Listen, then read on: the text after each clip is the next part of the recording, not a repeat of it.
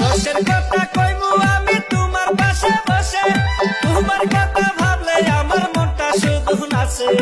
আস্তে আস্তে কইও কথা, ঘরে স্বামী আছে, বুইড়া জামাই ভাল লাগে না, ভাল লাগে তোমাকে। ভাবি তুমি শুনো এখন বাদ